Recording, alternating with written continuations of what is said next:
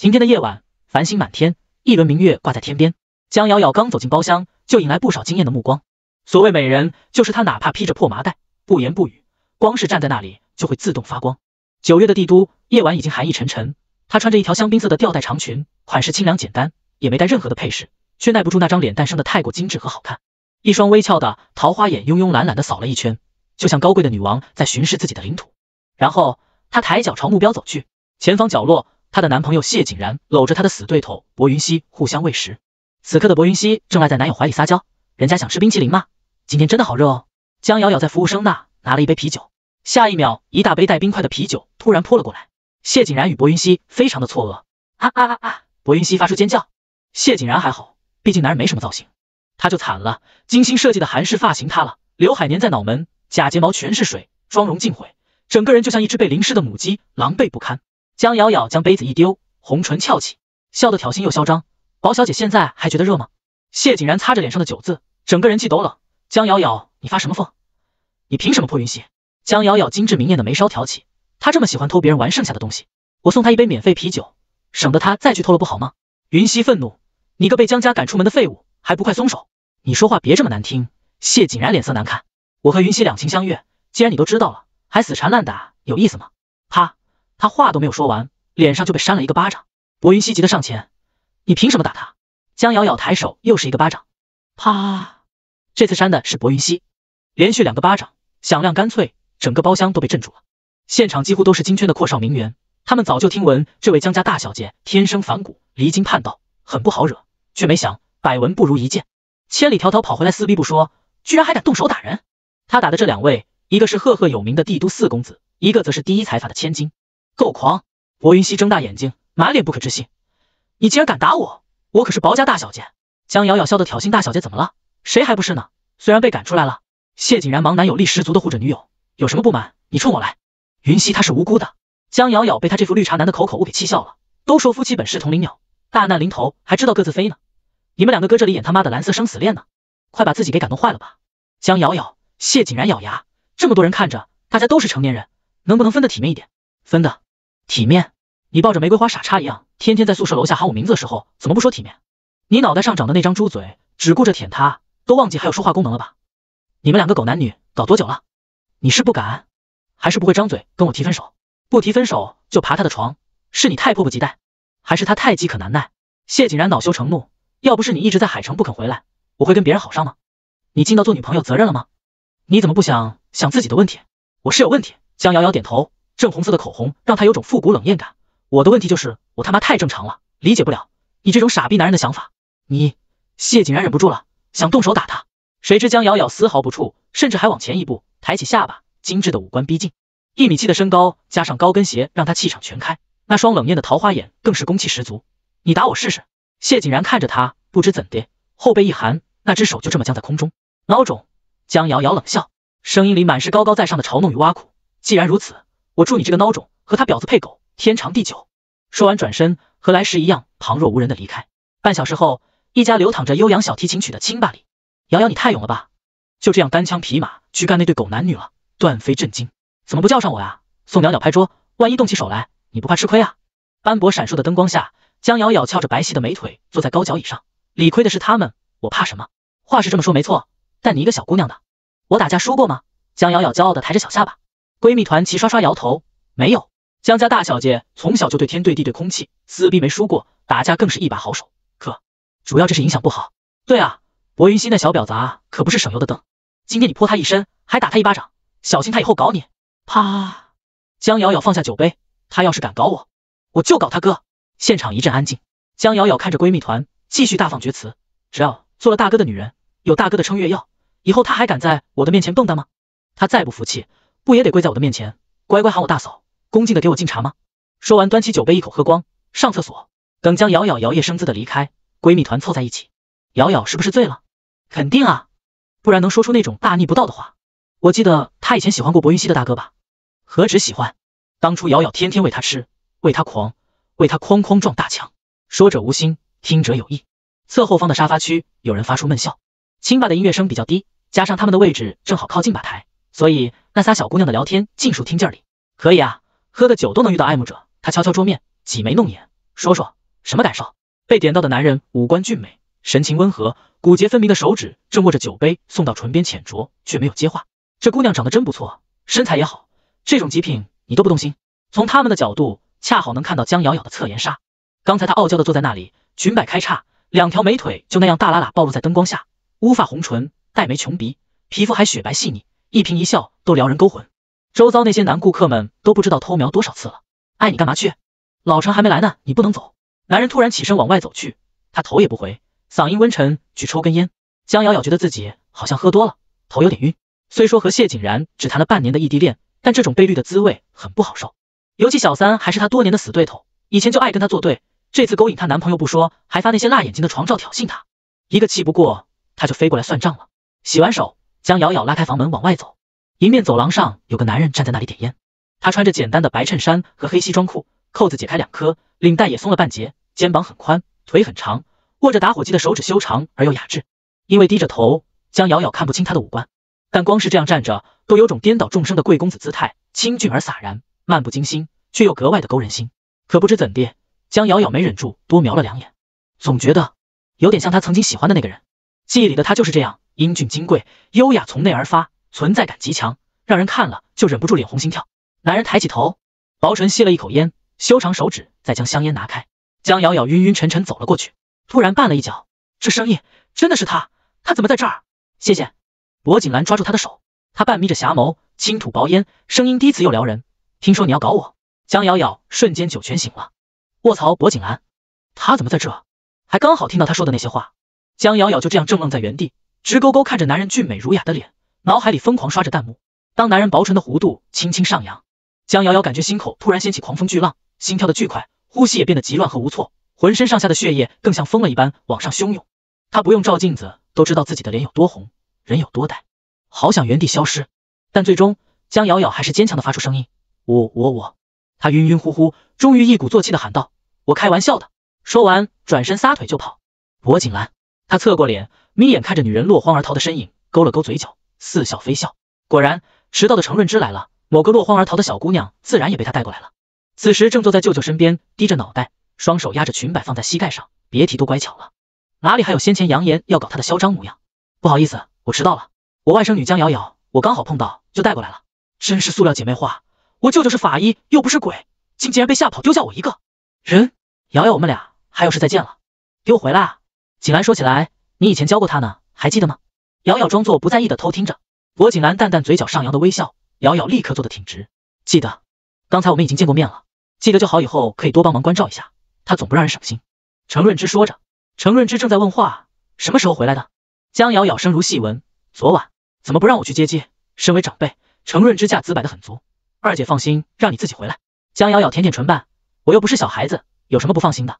你跟谢景然的事情我刚听说了。程润之开始说教，当初我就说过，你们2人性格不合适，谢景然从小娇生惯养，优柔寡断，你那性子也受不了半点约束，他想不住你，你也不会服他，何况他母亲强势独断，就算你们结了婚，你肯定很快就闹离婚。江瑶瑶，我谢谢你啊，面上却还是乖巧文静，任凭教诲。最后还是徐峰来打圆场，行了，小姑娘失恋已经够难受了，你这做长辈的还拼命在她伤口上撒盐，老程你积点德吧。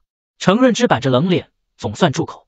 徐峰来转过头看他，你不是有份材料卡着没过关吗？不让老程问问？这事我问过。程润之喝了口酒，爸退位了，恐怕帮不上忙。角落里，江瑶瑶根本没在听他们聊什么，因为从柏景兰入座后，她就心虚的不行。终于鼓起勇气，偷偷抬眼，面前的男人姿态随意的坐在沙发上，一只手臂搭着沙发背，另一只手握着酒杯，嘴角噙着3分笑意。说话的时候，性感凸起的喉结缓缓滚动，明明没有过多的表情或动作，却自有一股子清风霁月般的娇矜，像是有所意识。柏景兰突然朝他看来，江瑶瑶忙低下视线，为掩饰自己，还随手拿起面前的酒杯开始喝。太害羞了，一直猛喝。几分钟后，江瑶瑶靠在沙发上，闭着眼睛，小脸通红，像是喝醉了。瑶瑶，程润之连喊几声，他毫无反应。程润之点头，刚起身，手机突然响了，他迅速接完电话便说道，有个突发案件，要马上赶去场，景兰，帮我送瑶瑶回家。徐峰来叫，怎么不让我送？你，程润之冷嗤，我不放心。我怎么让你不放心了？徐峰来不服气，她是你外甥女，在我眼里就是个孩子。再说，我心里只有阿武，不管他怎么抗议，程润之坚决不把外甥女交给一个前科累累的花花公子。但柏景兰不同，他向来洁身自好，不谈恋爱不聊骚，对女人没兴趣不说，以前还是邻居，给瑶瑶当过半年的家教老师，靠谱得很。程润之离开后，徐峰来不放心，你怎么送他？喝醉了得抱着，你抱过女人吗？不行背着也行，要不我给你示范一下。下一秒，薄景兰拿着衣服走了过去，她弯下月腰，将黑色西服裹在她的身上，臂穿过她的背后，另一只手则托起她的腿弯，就这样把小姑娘抱了起来。江瑶瑶顺势贴在她的怀里，睡着的脸蛋精致清艳，呼吸平稳。徐峰来，小伙子这公主抱挺熟练啊。酒吧外面，一辆黑色的宾利慕尚停靠在路边，司机拉开后车门，一双眼忍不住朝男人的怀里瞄。在保总手下这么多年，这是第一次看到他抱女人，果然很漂亮，即便闭着眼睛也能看出这姑娘的长相属于极美极艳的那一种。原来薄总平日里不是不近女色，而是眼光太高太挑剔。开你的车。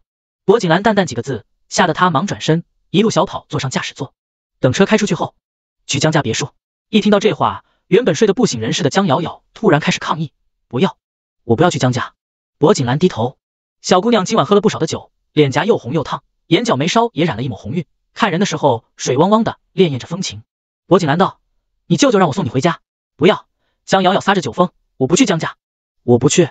因为挣扎，外套被扯开，露出白皙鲜嫩的肩颈。薄景兰不得不伸手将衣服拉过来重新盖好。那就去程家。不要。谁知江瑶瑶还要拒绝，我喝酒了，外公一定会骂我的。我不去。密封的车厢内，薄景兰帮他拉着衣服，语气依然温和。那你说想去哪里？江瑶瑶停止挣扎，皱着精致的小脸开始思考。江瑶瑶嘟囔半天，终于说话，我要去酒店。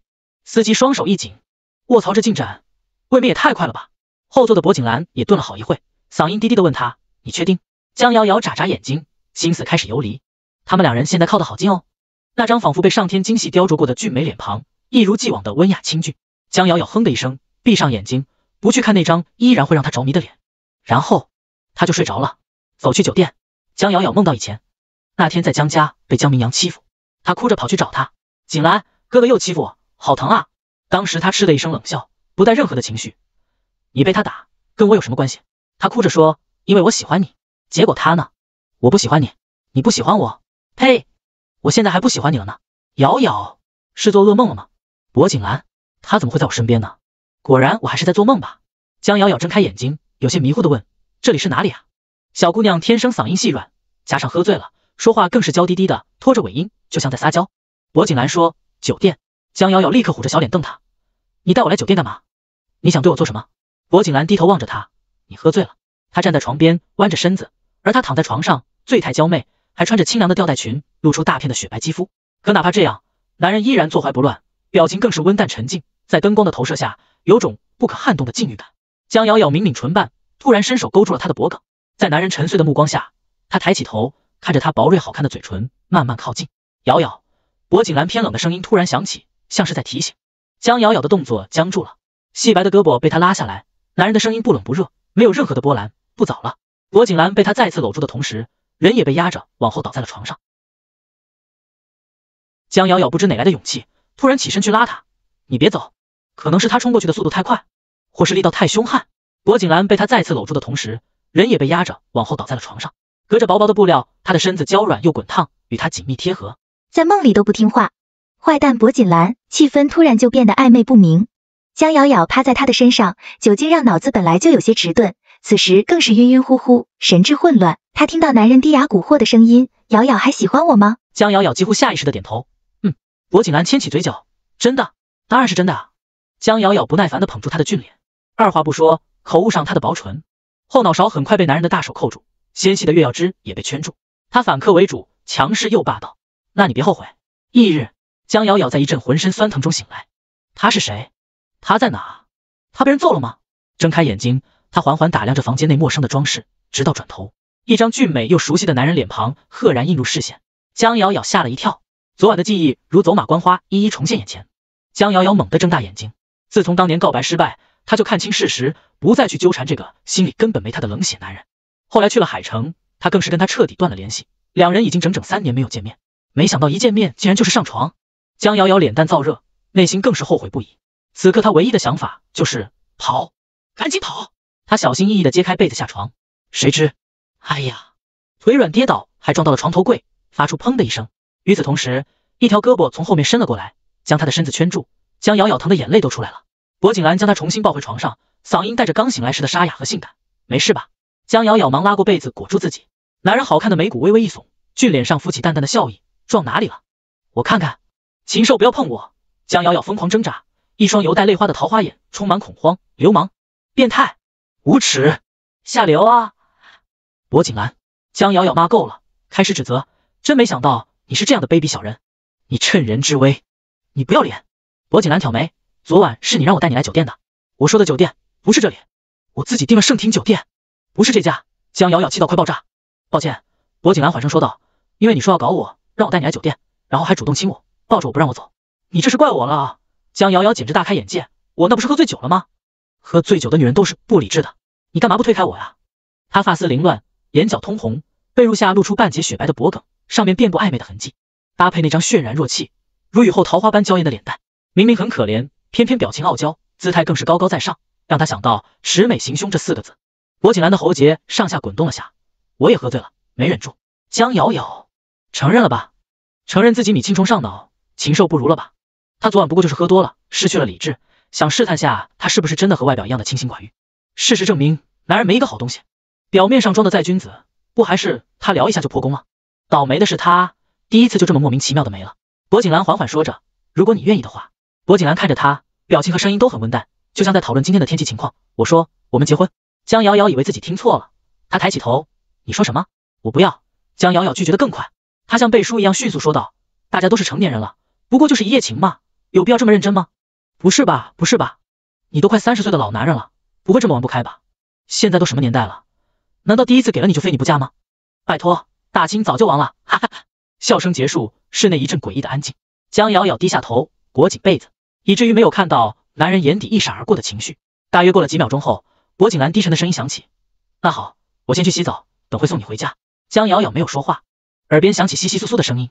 男人很快下床，走进浴室，哗哗的水流声响起，江瑶瑶忙揭开被子，他要马上离开这个鬼地方，然后跟他恩断义绝，这辈子都不再见面。柏景兰，你这个禽兽，居然把她的裙子撕坏了，这让她怎么离开？于是等柏景兰洗完澡出来，就看到小姑娘依然维持原状坐在床上，被子裹得紧紧的，那双漂亮的桃花眼恶狠狠地瞪着她，整个人都是气呼呼的模样。刚才她从浴室出来，惊鸿一瞥，江瑶瑶却瞬间看到她结实完美的腹部肌肉线条，还有那性感清晰的马甲线，怪不得昨晚那么勇猛，看来平时有在健身。江瑶瑶，你清醒一点，不能被色欲冲昏头脑，你把我裙子撕坏了，我怎么穿？江瑶瑶努力不让视线往下，昨晚她醉得迷迷糊糊，根本什么都没看到。听完她的话，柏景兰沉默片刻，先穿我的。她拉开旁边的实木衣柜门，里面是一整排的衬衫、西裤和西服。江瑶瑶都看傻眼了，你还说你不是故意的？这里是她在这家酒店的私人专属房间，这货分明就是早有预谋。柏景兰不紧不慢地拿出衣服开始穿。你说要去酒店，我总不能带你去那些乱七八糟的地方，让你住这里会比较安全。江瑶瑶呸，安全个屁！以前怎么会觉得他清风霁月、芝兰玉树、君子如玉，神圣高洁到不可高攀，分明就是居心叵测的老色胚。他咬咬唇，突然改了主意，我要洗澡，我要一件新衣服，我还要一套洗护用品。全身都黏腻的难受，昨晚连妆都没卸，也不知道他怎么下得了嘴的。事已至此，裙子也被撕破了，他不可能真的穿他衣服出门。好，柏景兰声音温和，你先洗澡，我让人去买。他走进浴室，当发现里面全都是男士专用洗护用品，显然她是第一个入住这里的女人，里面竟然有跌打损伤痛骨铁。没想到保总表面如柏总您要的东西，里面竟然有跌打损伤痛骨铁。没想到保总表面儒雅斯文，私下居然如此野蛮激烈禽兽啊！你去楼下等着。好的，柏总。景兰，突然一个熟悉的声音响起，柏景兰微微一怔，她提着法医专用的工具箱，穿着深灰色风衣，搭配里面的一身黑，整个人风尘仆仆。她身边还跟着一个相貌打扮都很温婉的女人，像是你怎么没回家？程润之问。柏景兰收回视线，语气平静，昨晚没来得及。程润之点头，似乎也没多想，他看向女人，声音难得温和，淘淘你先回房间，我在景兰这冲的澡，等会回局里开会。好，嫂子再见。虽然离婚了，但还是可以叫嫂子吧。女人离开后，程润之提着工具箱就想进屋，却被柏景兰拦住。他拧眉，怎么了？柏景兰抿着薄唇，现在不太方便。程润之这才看到他手里提着2个大购物袋，里面装的似乎都是女人用的东西，都是成年人，自然秒懂。只是没想到柏景兰平日里的不近女色居然都是装出来的，那我就行，不打扰了。程润之转身，突然又停下，对了，瑶瑶呢？昨晚你给她送哪儿了？柏景兰停顿了会，然后回答，酒店不是让她回家吗？怎么住酒店去了？这丫头，程润之立刻掏出手机，直接给江瑶瑶打电话。电话拨出，然后一阵隐隐约约的手机铃声从房间里传了出来。薄锦兰没接，估计还在睡。程润之挂断电话，薄锦兰说再见。谁知就在这时，后面却传来脚步声，紧跟着江瑶吓死我了！我舅舅刚刚给我打电话。较逆却愤怒的嗓音响起，薄锦兰，你居然把我的月胸罩也撕坏了！他冲出房间，看到外面房门大敞，2个男人站在门口，一个是薄锦兰这个衣冠禽兽，另一个则是江瑶瑶，吓得魂飞魄散，转身想跑，一声厉喝惊天动地，站住！还有比现在更尴尬的事儿吗？陆水晴被长辈撞见已经够尴尬了，更社死的是陆水对象还是长辈的朋友。程润之眯着眼，通宵工作让他的五官略显憔悴，整个人都有种阴冷肃杀的感觉。你们怎么解释？他将手机往桌上一丢，啪的一声，吓得江瑶瑶身子一抖。我和瑶瑶结婚。薄锦兰这话一出，江瑶瑶又是身子一抖。程润之面凉生冷，你想负责任？不是。薄锦兰语调温和，其实我和瑶瑶一直在谈恋爱。程润之显然不信。那谢景然是怎么回事？薄锦兰不紧不慢，他答应谢景然的追求是为了故意刺激我。江瑶瑶再次。程润之冷笑，瑶瑶3年前就去了海城，你们怎么谈的恋爱？薄锦兰始终从容不迫，视频、电话或者微信，为什么要隐瞒？程润之步步紧逼。这一次薄锦兰停顿了下，然后回答，这是瑶瑶的主意。江瑶瑶，这货现在是把锅丢给他了。程润之看向他，语气冷厉，你哑巴了？江瑶瑶眨巴眨巴眼，开始照葫芦画瓢，是我的主意。因为其实早在3年前他就追我了，但我当时才17岁，还没成年呢，怎么可能早恋？再说他比我大9岁，在我眼里就是一个怪叔叔。我这样的花季美少女怎么可能喜欢他这种灯枯油尽的老男人呢？结果他死缠烂打，对我穷追不舍，还送各种名牌包包瓦解我的意志。你知道的，烈女怕缠郎吗？所以高考结束我们就在一起了。不告诉你们也是觉得他太老了，怕你们不同意。来啊，互相伤害啊！薄锦兰，程润之半信半疑，是这样吗？他怎么没看出来薄锦兰是这种死缠烂打的男人？高考那年，他受老爷子所托，掌管江瑶瑶的学业，但当时他个人生活也发生了一些变故，于是拜托住隔壁的薄锦兰给他做家教老师。现在看来，这个臭小子当家教是假，真正目的是追他外甥女，怪不得当时答应的那么爽快。程润之再次感叹自己看走了眼，所托非人。江瑶瑶则是低头不敢看向某人，好半天才听到男人低低的嗯了一声。程润之也是生平第一次处理小辈的感情问题，他眉头紧皱，看了看腕表，我得先回局里开会，你们的事情回头再说。江瑶瑶如释重负，舅舅再见。舅舅慢走不送啊。啊，危机解除。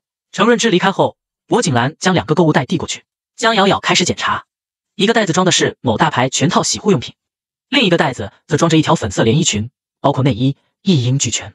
偷偷看了下尺寸，卧槽，居然刚刚好！到底是多有经验才会这么精准的知道它的尺寸？江瑶瑶立刻抬起头瞪他。薄锦兰挑眉，不喜欢，这裙子也太丑了吧！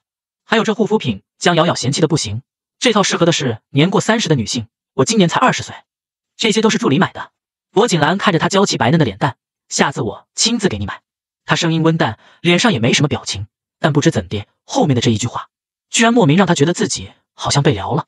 江瑶瑶使劲瞪他，都怪你，为什么要把我的衣服撕坏？你是不是心理变态？薄锦兰拆着外卖袋，手指修长，眉眼干净，你衣服太难解了，那件衣服确实穿也好难穿，这就是你撕我衣服的理由。你干脆直接说你性急算了。短短不到1天的时间，他发现自己对他的认知不断刷新，简直比之前那几年累积的都要多。薄锦兰从外卖袋里拿出几个药盒，看了看，拆开其中一盒，递到他面前。江瑶瑶小脸防备，这又是什么？薄锦兰温声说道，刚才你撞到腿，还有你身上那些。看来你挺有经验啊。江瑶瑶呵呵，以前没少给别的女人买吧。渣男。说完转身走进卧室，啪一声关上门。薄锦兰，这丫头。江瑶瑶很快吹干头发，换好衣服出来，冷艳着一张没有化妆的清艳脸蛋，她挺直脊背，只拿着手机，就这样目不斜视往外走去。薄锦兰起身，我送你。不用，我自己打车。他说完又是啪的一声将门关上。奢靡华贵的走廊上，江瑶瑶龇牙咧嘴的弯月腰，揉着酸痛的双腿。没想到平日温文尔雅的薄锦兰私下如此的禽兽，简直就是斯文败类。算了，已经过去的事还提他干什么？不想了不想了。出租车，砰！果然还是不能就这么算了。富婆深夜果聊群，江瑶瑶，宝宝们，我回海城了。宋袅袅，这么快？段飞，昨晚后来怎么样了？江瑶瑶，你还好意思提昨晚？段飞，嗨嗨。宋袅袅，你舅舅实在太可怕了，嘤嘤嘤。江瑶瑶当然不会怪他们，毕竟程润之板起脸来，连他都犯怵。想了想，他开始打字：我昨晚把薄锦兰睡了，一旦惊起千层浪。段飞，宋袅袅，卧槽，你真的搞到他了？段飞，睡到男神的感觉如何？宋袅袅，薄锦兰脸那么帅，身材肯定很棒吧？段飞，他这样的优质极品男，那方面肯定很厉害。瑶瑶你真的赚到了。江瑶瑶，薄锦兰他根本就不行。段飞，宋袅袅，什么意思啊？江瑶瑶拼命打字，意思就是他像小朋友，懂？这两人都是他的高中同学，虽然他这几年离开帝都，但三人关系一直很好。最重要的是他们都很八卦，只要把这些话往外面一传。江瑶瑶邪恶的笑了。抵达盛庭酒店，江瑶瑶回到房间，收拾行李准备跑路。门铃突然响了，我这也没叫客房服务啊，我都快走了，还来什么？开门却发现薄云溪站在外面。你果然在这里。薄云溪穿着高定，提着名牌包，从头高脚都精致贵气，堂堂江家大小姐，回帝都后却有家不能回，只能住在酒店，真是笑死人了。江瑶瑶懒得废话，有事吗？没事，快滚，别耽误本仙女赶飞机。臭婊子！薄云溪走进房间，昨晚羞辱我一顿，以为就这样算了？天底下哪有这么便宜的事？这话昨晚被我打的时候怎么不说？江瑶瑶嘲讽，看来你挺喜欢谢景然呀，在他面前装柔弱小白花呢。生气了？薄云溪表里表气，你再生气也没用，景然现在是我男朋友，至于你，他笑得得意，自己看不住男人，就别怪他移情别恋呀。你再闹，只会显得你没我有魅力，你输不起。你说的对。江瑶瑶也笑，如果女人的魅力就是比谁更骚的话，我确实比不上你。你多骚啊，浑身上下都散发着骚气，走多远都能闻见。你不去公园跟那些野狗交配，简直太浪费了。论对人，他从来没输过。薄云溪的五官以肉眼可见的速度扭曲起来，臭婊子敢骂我？他抬手打江瑶瑶，谁知江瑶瑶一把抓住他的手腕，同时抬起右手甩了一巴掌回去，啪！动作又快又狠，完全没有收力。薄云溪整张脸被打得歪了过去。昨晚他就被江瑶瑶打了一巴掌，现在还打在同样的位置，屈辱和愤怒让他失去理智，张牙舞爪的抡着包朝江瑶瑶砸，却被江瑶瑶再次控住。他手腕细白，看似柔弱无骨，却瞬间让薄云溪无法动弹。突然一个用力，啊！薄云溪整个人飞了出去，高跟鞋一崴，人倒下去的时候，脑袋重重的砸在墙上，发出咚的一声。薄云溪披头散发，左半边脸还有鲜红的巴掌印，正指着江瑶瑶骂：臭婊子，你今天死定了！我要报警，我要把你送进去坐牢。跟他的狼狈相比，江瑶瑶翘着细白的长腿坐在沙发上，姿态惬意，笑容散漫，哪怕没化妆，头发也有些乱，但那张脸精致明艳，语气更是狂傲无比。报啊，赶紧报，正好把你当小三勾引我男朋友的照片都爆出去，看薄家长辈们怎么说你。薄云溪恶狠狠地回瞪他们，然后拿出手机开始告状。妈，你要给我做主啊，我被人打了，我都受伤流血了，呜呜，你赶紧带人过来。江瑶瑶扑哧一声，你是小学鸡吗？打不过就喊家长，你等着吃牢饭吧。这次不把你送进去，我就不姓薄。薄云溪放狠话。好啊，江瑶瑶起身，也开始打电话。舅舅，你安排个律师来盛庭酒店吧。程润之莫名其妙，发生什么事了？没什么。江瑶瑶语气轻松，就是我被狗给咬了，没想到狗主人还挺拽的，我需要律师来处理一下。听到这话的薄云溪脸都绿了。程润之问，怎么不叫你男朋友处理？江瑶瑶一愣，还好很快反应过来，他上班呢，我不想打扰他工作。再说了，被狗咬多丢人啊，我不要面子的嘛，所以还是让律师来吧。程润之挂断电话。江瑶瑶笑容艳艳，好了，现在我也告状了，等会就比谁的后台更硬吧。说完在桌前坐下，拿出化妆包和小镜子，开始化妆。大约过了快半个小时，江瑶瑶妆化好了，走廊上也传来动静。薄云溪哭唧唧的冲过去，妈，优雅温婉的薄家三夫人被女儿的样子吓坏了。天哪，云溪，你怎么伤成这样？江瑶瑶她打我。薄云溪开始告状，你看我的脸，还有我的脖子都流血了，我脚崴了，头也特别疼，我被他撞出脑震荡了。怎么会这样？三夫人心疼又气愤。锦兰，你看这是怎么处理？薄云溪这才看到他身侧的男人。大哥，你怎么来了？江瑶瑶一愣，薄锦兰这人怎么这么阴魂不散啊？小李，叫酒店经理他们进来。卧槽，这不是昨晚跟薄总开房的小姑娘吗？现在什么情况？未来薄太太跟小姑子杠上了。这边三夫人解释道，我在楼下刚好遇到锦兰，所以就一起过来了。薄云溪点头，心里开心的不行，真没想到妈居然会把大哥叫来给他撑腰。很快酒店经理也闻讯赶来，谁来说说是怎么回事？第一财阀大驾光临，这个千载难逢拍马屁的机会怎能错过？经理点头，他看向房内众人，到底怎么回事？还不快点向薄先生解释清楚？一个女服务员鼓起勇气，刚才我在隔壁打扫卫生，听到声音进来，就看到薄小姐被这位姑娘压在地上，其他人忙补充，薄小姐脸上的伤都是她打的，这姑娘下手太狠了，简直往死里打呀，地上这些全都是她弄坏的，简直太过分了。大哥，你都听到了吧？有这么多人作证，薄云溪底气很足，我就是路过，想跟他说几句话，谁知他不但骂我，还动手打我。你看我的脸，还有头，我脖子上这些全都是他抓的。要不是有人听到声音进来救我，今天我非被他打死不可。江瑶瑶从沙发站了起来，精致的全妆让她的五官立体明艳，穿着高跟鞋更显得气势凌人，红唇勾起，她笑得骄纵又张扬。酒店里路过的人这么多，我为什么不打别人，偏偏就打你？难道因为你长得比我漂亮？这种蠢话，你觉得他们会相信吗？他说的是有点道理。薄云溪被羞辱得快哭了，妈，你看他把我打成这样，还在这里装无辜，我可没你装。江瑶瑶沈笑，刚才一口一个臭婊子骂我，现在就变成无辜受害者，你是什么牌子的垃圾袋？这么能装，你怎么不去装屎？妈，他又骂我。薄云溪这次是真哭了，三夫人脸上也是一阵青白交替，毕竟是豪门夫人，比女儿沉得住气。她姿态优雅，江小姐，大家都是文明人，能不能有话好好说？好啊。江瑶瑶踩着高跟鞋往前，桃花眼清扫经理月胸前的工牌，请问王经理，盛庭酒店是否有项规定，酒店客人在入住期间，未经本人的允许，闲杂人等一律不可擅自进入房间。这当然。王经理点头，我们是很正规的酒店。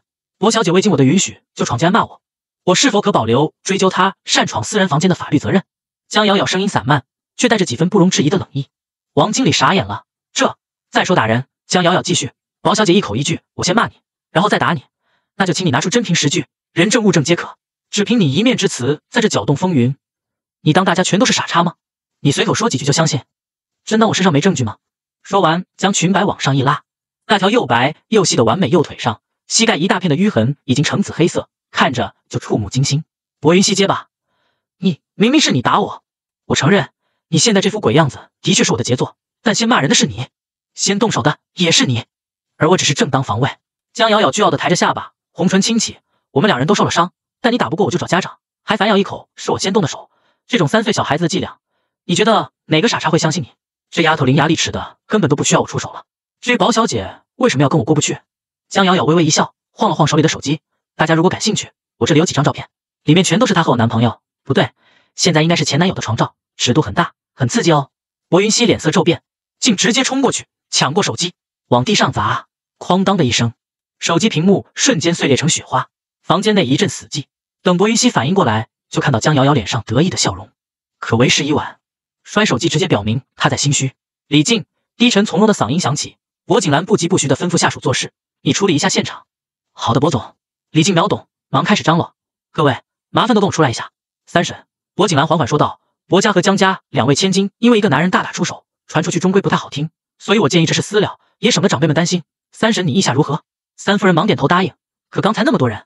三审放心。薄景兰勾着唇角，李靖正在外面善后，今天的事情一个字都不会被宣扬出去。三夫人看着他，终于放心。景兰，今天多亏了你，不然我真是。都是一家人，三审不用客气。薄景兰态度谦和，温雅俊美的脸上始终挂着一层薄笑。江小姐，三夫人神色复杂，云溪谈恋爱的事情我也是刚刚才知道，你放心，这事我会妥善处理，回头给你一个交代。夫人大可不必。江瑶瑶却不买账，反正谢景然我也玩腻了，既然薄小姐喜欢，我就让给她玩好了。江瑶瑶再添一把火，谢景然那种垃圾能被薄小姐看上，也算是为民除害，这么天打雷劈的一对多般配啊！薄夫人千万不要棒打鸳鸯做坏人哦。江瑶瑶你，云溪。三夫人一声冷喝，薄云溪只能再次闭嘴。多谢江小姐提醒，三夫人努力维持优雅。景兰，我先带云溪去医院看伤，后面的事情就拜托你了。房门一关，江瑶瑶傲娇的开口，薄先生打算怎么收买我呀？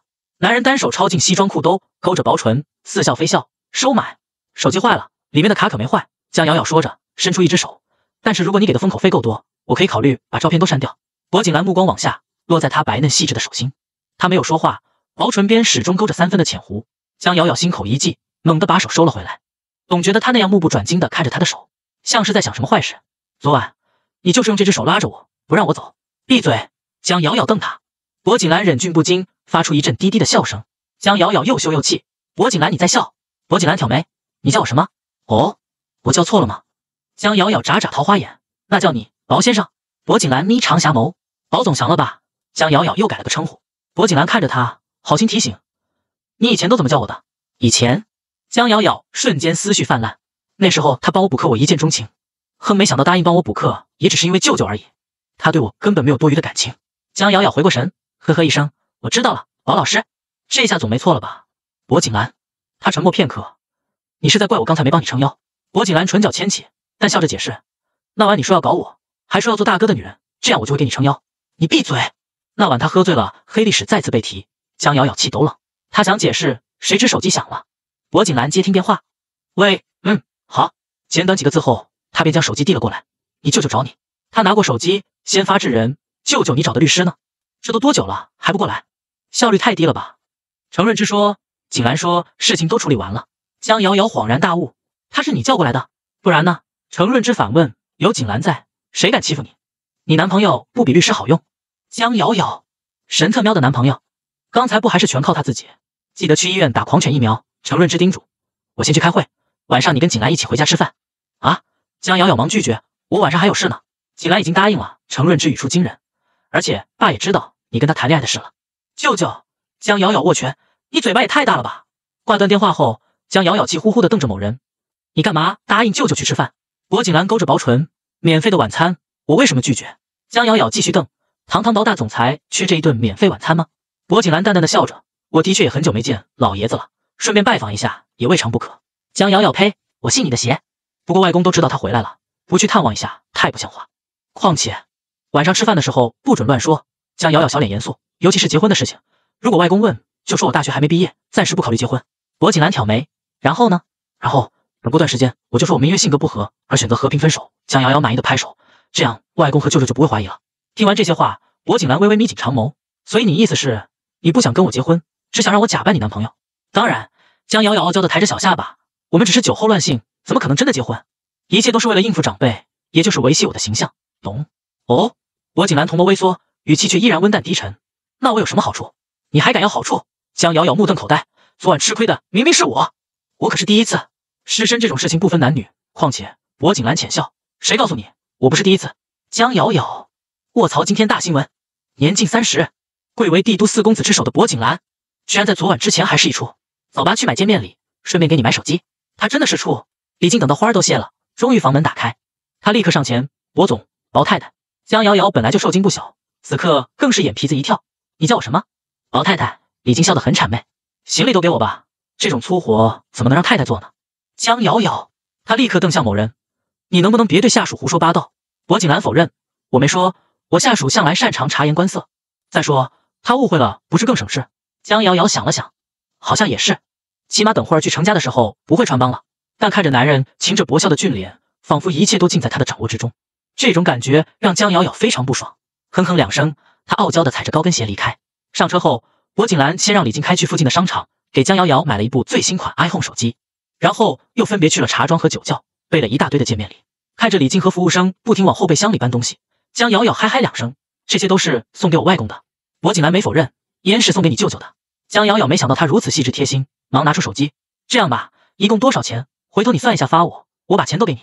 毕竟只是演戏，虽然他不差这点钱，但他也不能占便宜不是？柏景兰看着他，小姑娘表情认真，漂亮的桃花眼里满是少女的纯真与坦荡。之前生气直接把他微信拉黑了，所以之后一直都没有他微信。他缓缓勾起嘴角，好，说着拿出手机，点开微信。江瑶瑶立刻扫码，说来也很可笑，虽然他暗恋柏景兰多年，这还是第一次加他的微信。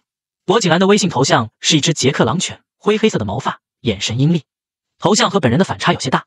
江瑶瑶嗨嗨两声，在备注栏里打字狗男人。备注完毕，他开始吐槽，你头像好丑。柏景兰说，你头像倒挺可爱。那当然。江瑶瑶臭美，毕竟是本仙女的自拍照。柏景兰没再说话，只是拿着手机在看。江瑶瑶过了好几秒，突然反应过来，她好像在看她的朋友圈。走吧，我的照片有那么可笑吗？明明就超美的啊。一阵冷风吹过，江瑶瑶忍不住抱住胳膊。帝都的秋天真冷啊！一件宽大的男士西服突然从后面包裹住她。晚上风大，小心着凉。柏景兰身子靠近，修长好看的手指拉着西服，将她整个人都完全包裹住了。她低下头，俊美的五官逼近，灼热的气息似有若无地拂过她的脸颊。两人靠得很近，江瑶瑶心跳也突然加速。没办法，柏景兰就是长在她审美点上的男人，何况还靠得这么近，说话这么温柔。美色当前，她怔怔地睁着桃花眼，只觉得身子被温暖的同时，一颗心也被烫得软乎乎的。下一秒，老爷子在看。江瑶瑶瞬间冷静，转过脸一看，纯黑色的铁艺大门后面，小老头穿着居家服，拄着拐杖，正弯着月要在偷看。两人四目相对，程老爷子哈哈大笑起来。本来我还不信你这丫头能拿下景兰，现在我信了。江瑶瑶，行吧，她自作多情了。进入院子，柏景兰温声招呼老爷子。程老爷子的脸本来都笑成一朵花了，突然瞬间变脸，你叫我什么？薄锦兰微微挑眉，江瑶瑶也奇怪，得改口了，程老爷子挤眉弄眼。薄锦兰看了一眼江瑶瑶，笑着改口，外公。江瑶瑶啊，怎么感觉今晚不会太平了？